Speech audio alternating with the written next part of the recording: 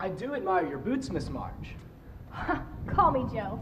You climb trees, don't you, Mr. Lawrence? I do, and I'm not Mr. Lawrence.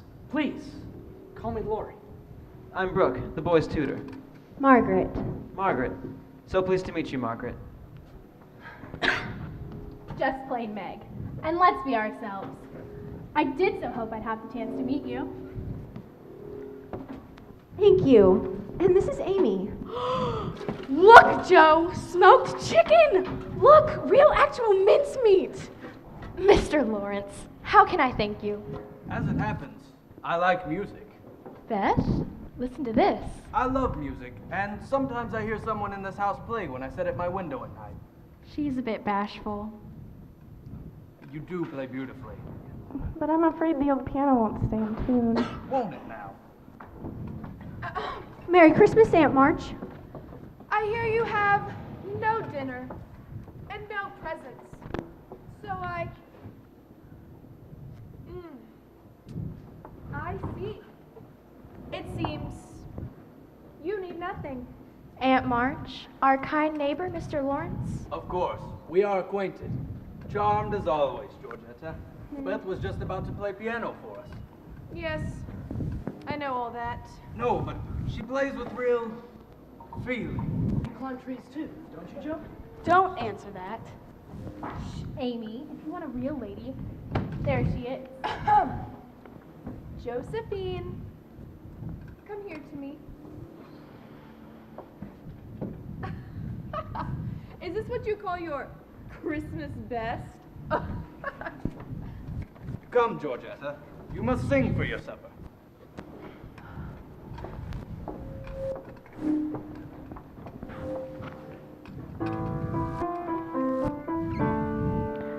Will you bring your pipe and come on and bring your pipe and drum? We'll have music as we play through the loo. Patta patta pan. We'll have music as we play, for Christmas should be gay. Will you bring your pipe and come, Robin, bring your pipe and drum? We'll have music as we play through the loo. Patta patta pan. We'll have music as we play, for Christmas should be gay.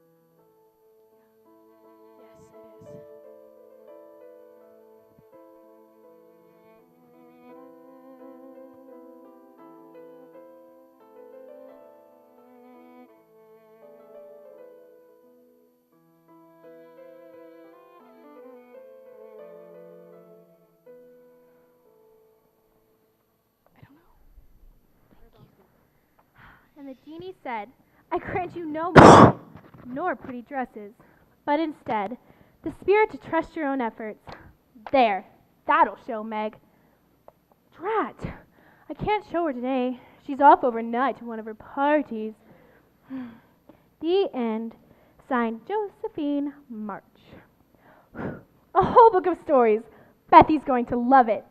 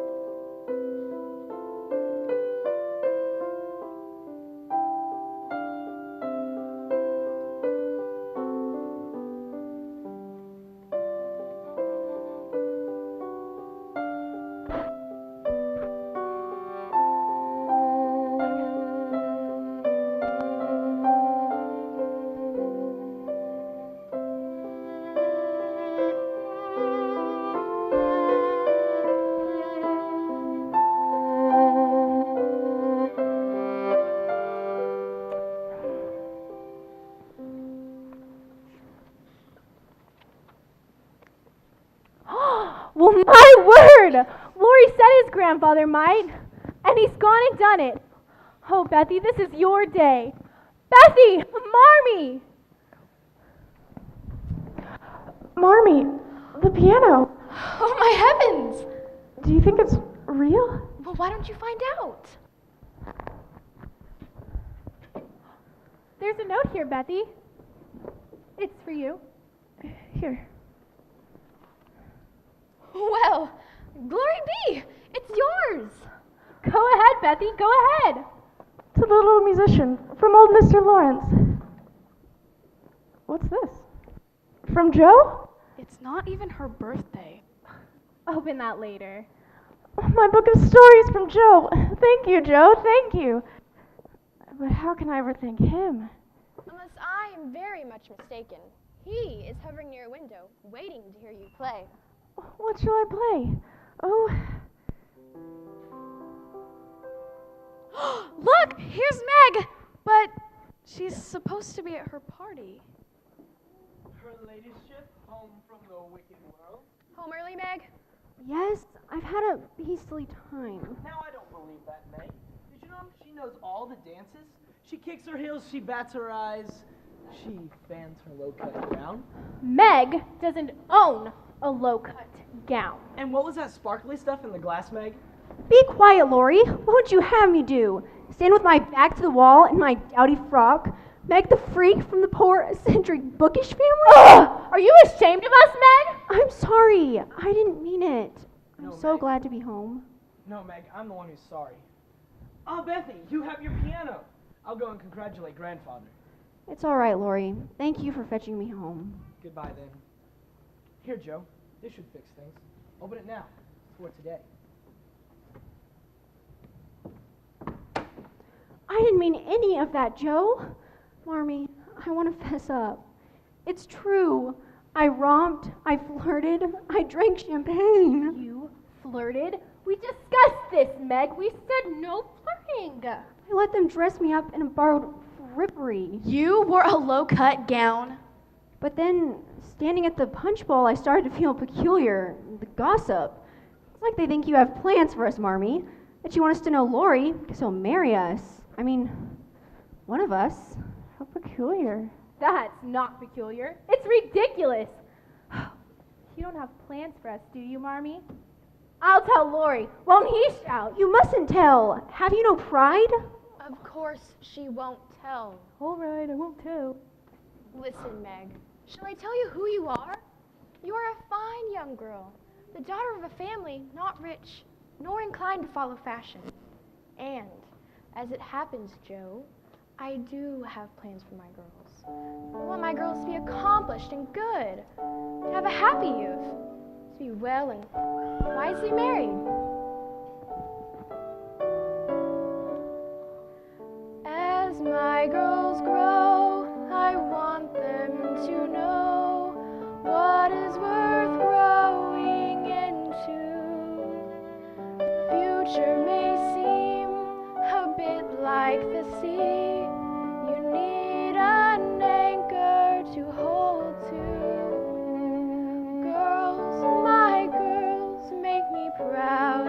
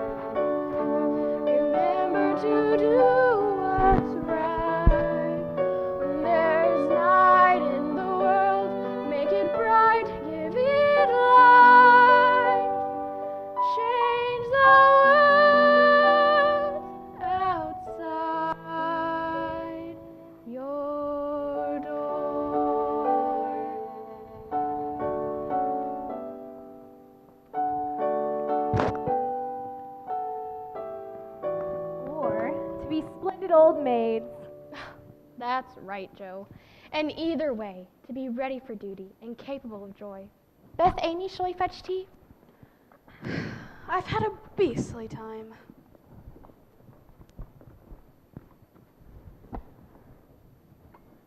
Meg, did you really flirt? I tried. I don't know if I succeeded. You won't go all silly on me, will you, Meg? You won't turn all blank and stupid and pine after young men? Because Lori's invited us to the theater this very afternoon. That's my kind of social occasion! Don't shout, Joe. We're standing right under your mouth. Nose, Amy? For heaven's sake. What, Joe? It's for me and Meg. Lori's invited us to the theater this afternoon to see The Hall of the Mountain King. What do we have to wear? Wear anything. We have to show we're the audience. You just go off and leave Beth and me here at home. I want to be at home. My piano. You must let me come too, Meg. I am so bored and I've got nothing to do. I'll ask Lori. He'll say yes. You can't go, Amy, so don't be a baby about it. Ugh! Oh, suppose we take her. Mother won't mind. It's rude. After Lori invited just us to go and drag Amy in. I shall go. Meg says I may. You can't, dear. You just aren't invited. Gloves, Joe. I can't wear these. I poured lemonade on them. Both are spoiled. Here, quick. Take my good glove and hold the spoiled glove crumpled in your other hand. Girls, are you ready? Here's Lori. I shall go! We don't have time for this. We're coming, Lori. You'll be sorry, Joe. March! See if you aren't. Oh, fiddlesticks, Amy. Just drink your tea. Ugh!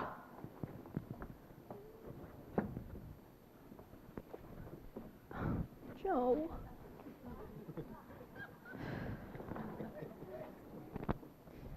I'm sorry, Amy. Would you like to play checkers? Here's my Beth. Here's my Amy. I'm going to the village on some errands. Would you two like to come? I think I would. No, thank you. Well, goodbye, Amy. Goodbye.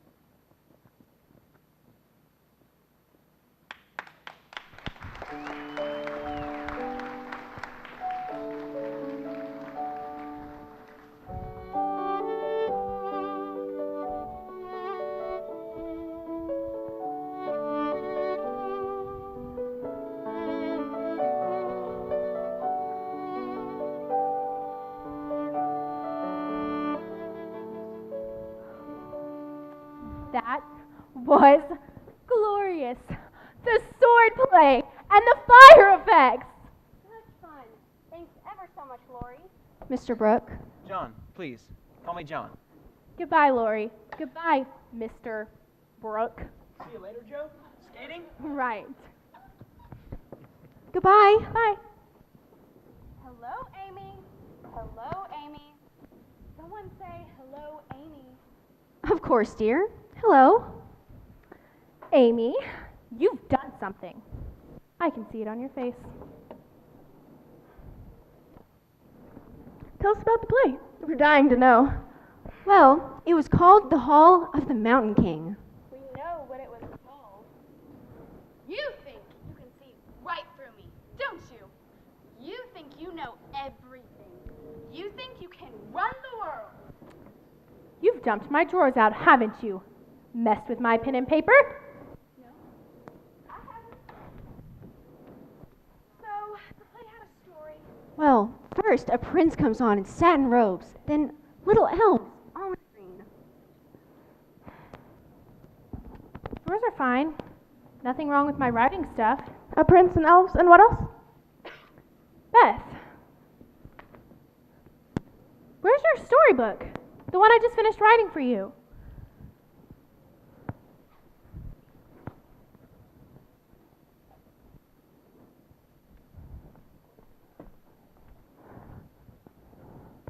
You've got it, haven't you?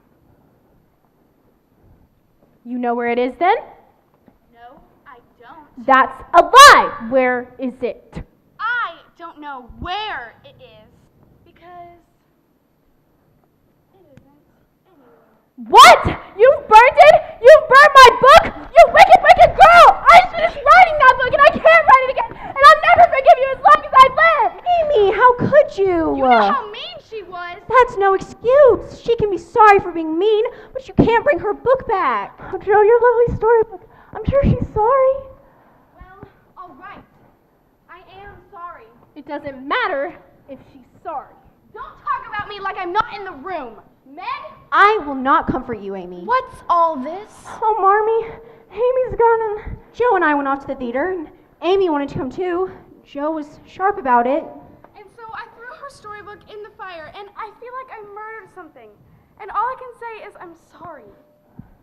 I see. Well, Amy, I'm truly, terribly sorry.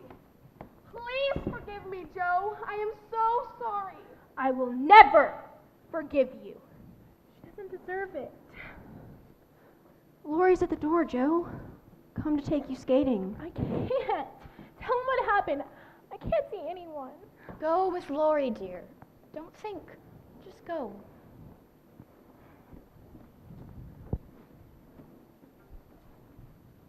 I shall go too. Amy! Do you really wish to make things worse? I'm not invisible. I want to show her I'm sorry. Joe will want to forgive her. They'll find a way. Come in, sir. Look who I found at our door. Uninvited. A rogue and a beggar. More king, at least to this household. Sit down, dear girl. I didn't come to frighten you. I came to hear you play. Mr. Lawrence. Please, sit down. Dear Mr. Lawrence. Play. What would you like to hear, sir? Oh, anything.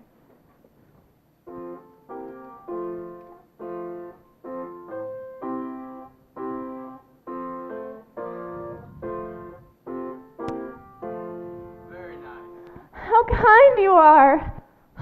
Is that our bed? Knock me over with a feather. Marmee, Meg! Amy, what is it, Lori? She'll be all right, I think. Let's just get her to bed. She fell through the ice. Oh, my word. Shall I fetch a doctor? I'm fine, I'm fine. She fell through and Lori pulled her out and...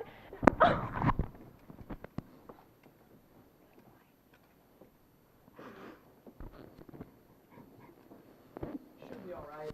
She'll want out of bed. You did it all, Lori.